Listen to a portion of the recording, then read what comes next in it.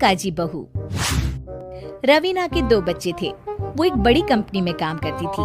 उसके ऑफिस जाने के बाद उसकी सास उसके बच्चों को संभाला करती, लेकिन रवीना को इसकी कोई कदर नहीं थी। एक दिन रवीना अपनी माँ से फोन पर कहती है, मम्मी क्या बताऊं, मेरी सास तो बिल्कुल अच्छी नहीं है। कुछ समझती नहीं है कि मुझे कितना काम करना पड़ता है। एक तो ऑफिस तक का लंबा सफर और फिर 9 घंटे लगातार काम। बैठे बैठे तो मेरी पीठ अकड़ जाती है। खुद तो सारा दिन घर में मजे करती है, जब मन करा सोए, जब मन किया खाए। तभी उसकी सास वहाँ आ जाती है। अच्छा माँ, मैं बाद में आपको फोन करती हूँ। जी मम्मी जी, कोई काम है क्या आपको? क्या हुआ? रवीना बहू, सारा दिन तो तू ऑफिस के मजे लेती है, लेकिन यहाँ ये बच्चे मुझे आराम भी नहीं करने देते।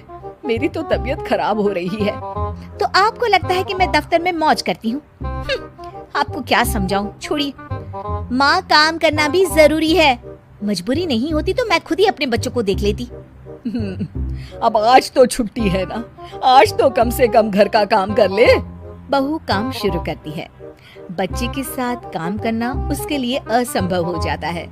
वो जाकर बच्चा सास को देती है और कहती है, मम्मी जी जरा बच्चा तो पकड़ लीजिए, मैं घर का काम कैसे करूं? जैसे मैं करती हूँ रोज बच्चे के साथ।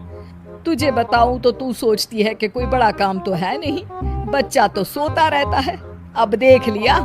खैर, बस मैं यही तुझे समझाना चाहती थी। ला, बच्चा मुझे दे और काम कर। बहू मुंह बनाकर वहाँ से चली जाती है। वो मन में सोचती है, बात तो सही है, बच्चे के साथ घर का काम करना असंभव है।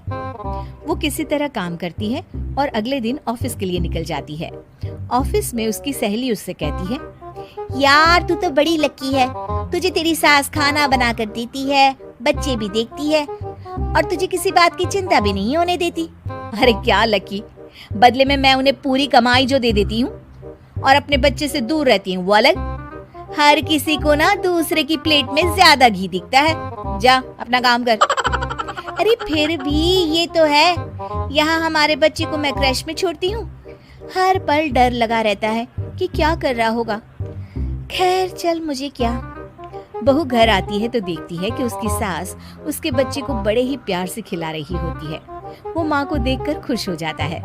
बहू मन में सोचती है कि बात तो सही है, सासू माँ सारा दिन काम करती है, मैं ऑफिस से आकर भी काम नहीं करती हूँ। वो सास के पास जाती है और कहती है, माँ जी थक गई आप?